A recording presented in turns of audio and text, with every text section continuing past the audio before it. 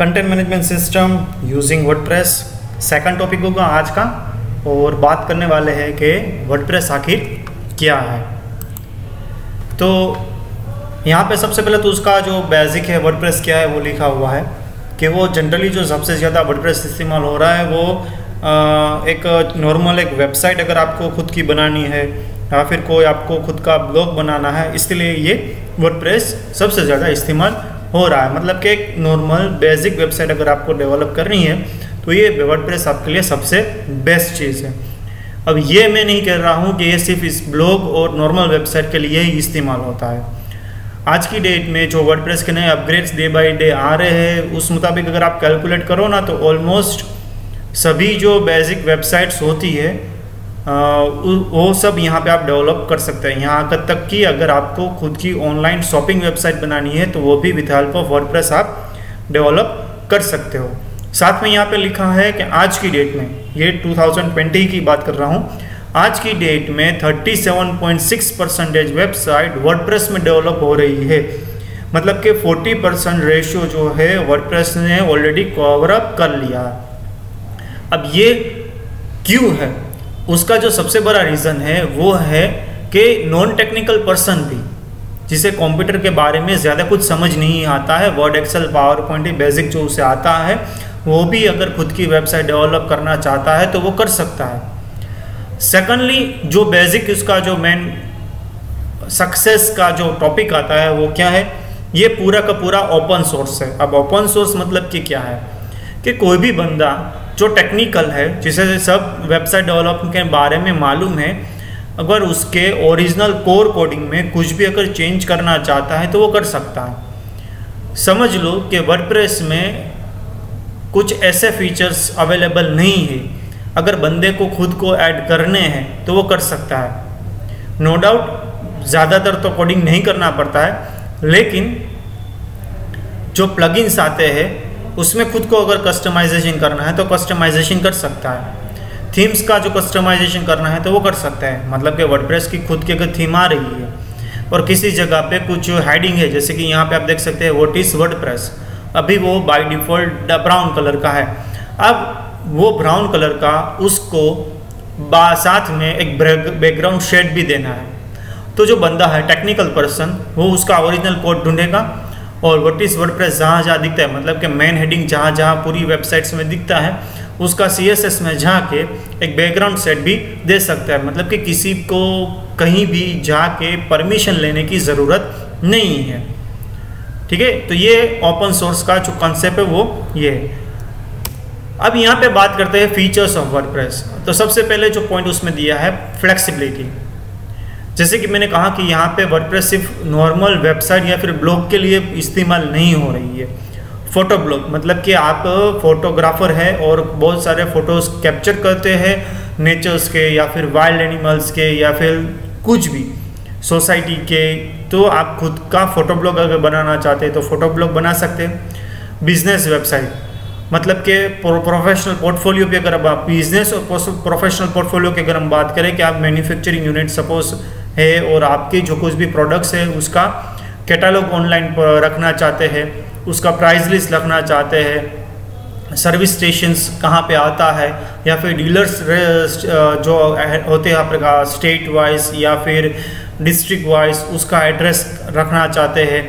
मतलब कि business website और प्रोफेशनल वेबसाइट भी अगर आप बनाना चाहते हैं तो बना सकते हैं। मैगज़ीन और न्यूज़ तो बट ऑब्वियस है अच्छा ही होगा, क्योंकि फ्रेश कंटेंट, प्रीवियस वीडियो में मैंने क्या कहा था, फ्रेश कंटेंट न्यूज़ में सबसे ज़्यादा फ्रेश कंटेंट होता है। दिन में अगर आपको 15-20 किसी भी न्यूज़ को अगर पुटअप करना है तो आप आसानी से विद हेल्प ऑफ वर्डप्रेस कर सकते हैं। अगर नेक्स्ट टॉपिक की अगर हम बात करें तो पब्लिश विथ ईज़। ठीक है, पब्लिश विथ ईज़ मतलब कि क्या, आपको जितने भी डॉक्यूमेंट्स जैसे मैंने कहा न्यूज़ में बनाने हैं तो आप बना सकते हैं। साथ में इसमें पेजेस और पोस्ट दोनों का कॉन्सेप्ट एक डिफरेंट दिया है। पेजेस और पोस्ट डिटेल में आगे के वीडियो में हम बात करेंगे। डिफरेंस उसके फॉर्मेट भी वो प्रोवाइड करता है, मतलब कि पेज का लेआउट 1, पेज का लेआउट 2, पेज का लेआउट 3, वो भी अगर खुद को आपको बनाना है तो बना सकते। मतलब कि कुछ पेजेस इस फॉर्मेट में दिखे, कुछ पेजेस इस फॉर्मेट में दिखे, ये नेविगेशन हायरार्की कुछ अगर आपको प्रोवाइड करनी है कि पेज 1 ओपन करें तो उसके सब पेजेस ये आते हैं, पेज 2 अगर ओपन करें तो उसके सब पेजेस ये आते हैं, वो डिटेल्स में आगे हम बात करेंगे। इन मीडिया इंसर्ट करना है, वीडियो इंसर्ट करने हैं, ऑडियो इंसर्ट करने हैं, तो सब चीज़ आपके लिए आसान रहेगी विथ 1 क्लिक। सब चीज़ का GUI मेनू इसमें प्रोवाइड वर्डप्रेस में होता है, आपको सिर्फ वो मेनू ढूंढना है और आपको जो कुछ भी वर्कआउट करना है वो इसलिए आप कर सकते हैं। पब्लिशिंग टूल्स, पब्लिशिंग टूल्स भी काफ़ी अच्छा कॉन्सेप्ट है इसमें वर्डप्रेस में। मतलब कि सडनली आपको कुछ आइडिया आया कि इस पर मैं अगर कुछ आर्टिकल लिखूंगा तो मेरा सक्सेस रहेगा, वो आइडिया सिंपली रफली अगर आपको टाइप आउट करना है तो वर्डप्रेस में टाइप आउट करके सेव कर सकते हैं। लोगों को नहीं दिखेगा, सिर्फ आपको ही दिखेगा, आपका जो एडमिन डैशबोर्ड होगा वहाँ पे दिखेगा। कुछ चेंजेस कीजिए, उसमें कंटेंट इम्प्रोवाइज कीजिए, लेकिन अभी फाइनलाइज मत कीजिए, तो फिर से वो ड्राफ्ट मोड में रहेगा।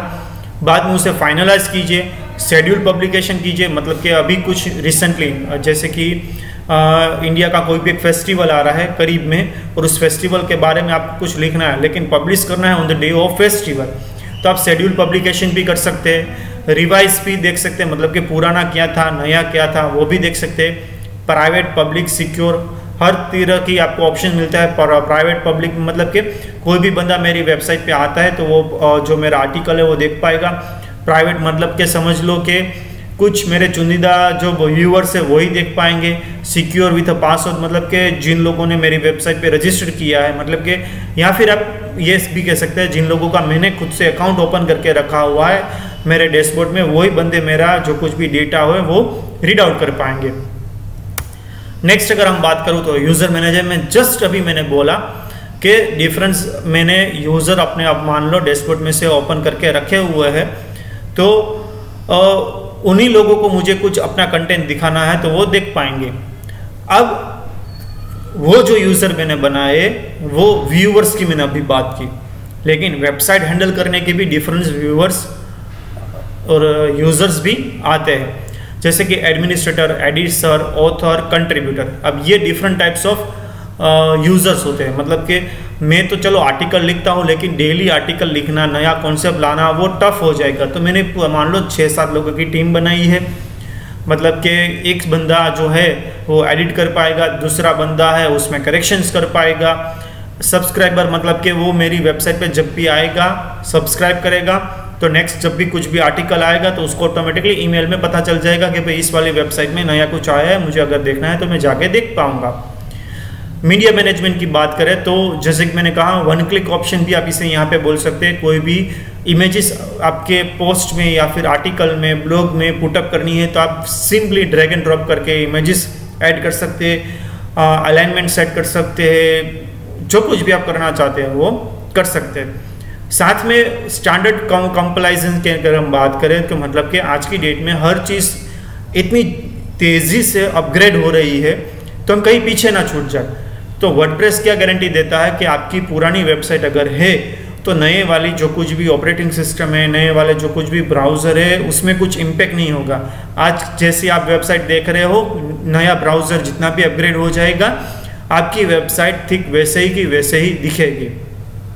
ठीक है, अब नए फीचर्स आप अपनी वेबसाइट में ऐड कर रहे हो तो नए फीचर्स दिखेंगे। तो मतलब कि आपको ये जो डर रहता है बैकवर्ड कंपेबिलिटी का वो नहीं रहता है। एग्जाम्पल दूँ, अगर आपको माइक्रोसॉफ्ट ऑफिस के बारे में अगर कुछ मालूम है तो उसमें क्या हो रहा था कि पुराना अगर कुछ भी वर्जन्स था 2003 या 2005 की मैं बात कर रहा हूँ, तो अब नए जो वर्जन्स आया वर्डप्रेस माइक्रोसॉफ्ट ऑफिस के वो दोनों फाइल कंपेटिबल नहीं है। मतलब कि नई जो वर्ड की फाइल होती है वो पुराने की वर्ड की फाइल में आप ओपन नहीं कर सकते, तो इसमें आपको ये चीज़ का डर नहीं रहेगा। Easy theme system, basic themes तो साथ में आती ही है, 3 थीम्स वो वर्डप्रेस देता ही है, लेकिन वर्डप्रेस का जो ऑफिशियल वेबसाइट है उसमें अगर आपको खुद की नई थीम्स डाउनलोड करनी है तो डाउनलोड कर सकते। वर्डप्रेस की ऑफिशियल वेबसाइट में अगर जो कुछ भी थीम्स दी हुई है वो आपको पसंद नहीं आई तो थर्ड पार्टी वेबसाइट भी आप अपनी मर्जी से अपलोड कर सकते हैं। विद अ क्लिक अपलोड का बटन आता है, फाइल को सिलेक्ट कीजिए और आपकी थीम में जो वेबसाइट है आपकी वेबसाइट में जो कुछ भी थीम होगी वो अनेबल हो जाएगी। ठीक है, अब पुरानी थीम में वापस जाना है तो पुरानी थीम में वापस जा सकते हैं। नॉट ओनली दैट, एग्जिस्टिंग जो कुछ भी थीम्स होती है उसमें अगर कुछ माइनर वेरिएशंस आपको करने हैं, ठीक है, जैसे कि अभी कहा कि मेरे हेडिंग में बैकग्राउंड कलर नहीं आ रहा है तो बैकग्राउंड कलर देना है तो वो दे पाएंगे। नॉन टेक्निकल पर्सन की बात कर रहा हूँ, ठीक है, टेक्निकल पर्सन तो पूरी वेबसाइट में जो भी चेंजेस करना चाहते हैं वो कर ही पाएंगे। तो नॉन टेक्निकल पर्सन के लिए कुछ ऑप्शंस दिया जाता है थीम्स में, अगर ये चेंज करना है तो यहाँ से होगा, ये चेंज करना है तो यहाँ से चेंज होगा। जैसे कि हेडर इमेज ऐड, वेबसाइट के होम पेज में हेडर इमेज ऐड करनी है तो हेडर इमेज ऐड करो, टाइटल ऐड करना है तो टाइटल ऐड करो, टैगलाइन ऐड करनी है तो टैगलाइन ऐड करो। अब हेडर इमेज अगर आपको चेंज करनी है तो डायरेक्टली यहाँ से आप हेडर इमेज होम पेज में चेंज कर पाओगे। तो ऐसा ऑप्शंस आपको मिलता रहता है।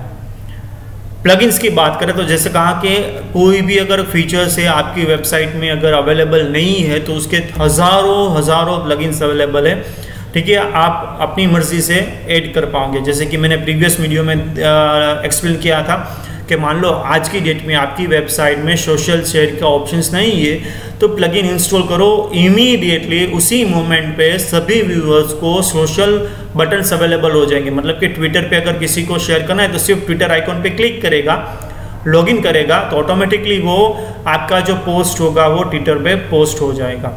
Built in comments, user interaction की अगर हम बात करें तो पूरा कमेंट सिस्टम अगर खुद से बनाना कोशिश करोगे ना तो बहुत टफ हो जाएगा, क्योंकि रिप्लाई का रिप्लाई आता है, पूरा रिप्लाई का रिप्लाई आता है, एक फोरम सिस्टम पूरा बनाना पड़ता है। कोई बंदा कोई क्वेश्चन पूछता है तो उसको आप रिप्लाई करते हैं, तीसरा कोई अलग बंदा उसको कुछ रिप्लाई करते हैं, तो दोनों की जो बातें होती है पूरी सीक्वेंस ऑर्डर में मैनेज होनी चाहिए। तो पूरी बिल्ट इन कमेंट सिस्टम यहाँ पे मिलती है आपको, अलग से कुछ डिज़ाइन करना नहीं पड़ता है। नेक्स्ट अगर हम बात करें search engine optimisation, but obviously मैंने जैसे ही प्रीवियस वीडियो में एक्सप्लेन किया था, क्योंकि वेबसाइट में अगर न्यू व्यूअर्स आपको नहीं मिल रहे तो वेबसाइट बनाने का क्या फ़ायदा। तो सर्च इंजन जो कुछ भी गाइडलाइंस प्रोवाइड करता है वो वर्डप्रेस फुल्ली फॉलो करता है, और उसके कुछ प्लगइन्स भी अवेलेबल है जिससे आपकी वेबसाइट का थोड़ा बहुत जो कुछ भी करेक्शंस रिक्वायर्ड होता है वो करेक्शंस करके आपके व्यूअर्स आप बढ़ा सकते हो। अब इंडिया की अगर बात करें तो काफ़ी सारी लैंग्वेजेस इंडिया में है।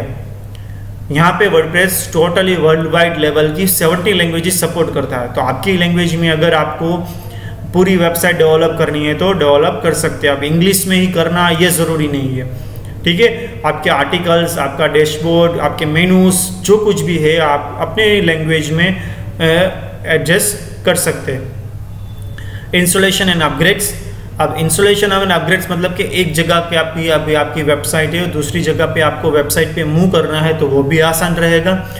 नया कोई भी वर्जन आया है वर्डप्रेस का तो विथआउट एनी हेजिटेशन कि मेरा पूरा पहला मैं बैकअप ले लूँ, कहीं वो मेरी वेबसाइट बंद ना कर दे, ये अपग्रेड्स का जो टेंशन रहता है हर बार, ठीक है। नॉर्मल जो वेबसाइट पूरी के पूरी इंडिपेंडेंटली डेवलप करते हैं उसमें क्या होता है, पूरा एक टेंशन रहता है कि अरे यार मैं वेबसाइट का अपग्रेड तो मैंने लोकल में बना लिया, अगर लाइव में नहीं चलेगा तो क्या होगा। तो मैं क्या करूँगा, पहले लाइव का पूरा बैकअप ले लूँगा, बाद में उसका सब डोमेन क्रिएट करूँगा, सब डोमेन में मेरे कुछ चुनिंदा व्यूअर्स को कहूँगा भाई इसको टेस्ट करो, फीडबैक लेता हूँ, ये कोई टेंशन रहे। उसके जो कुछ भी अपग्रेड्स होते हैं 100% टेंशन फ्री है।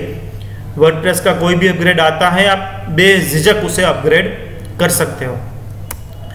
इम्पोर्टेंट्स मतलब कि ऑलरेडी किसी एक दूसरी वर्डप्रेस जैसी कुछ वेबसाइट्स आती है, ठीक है, जिसे CMS ही बोला जाता है।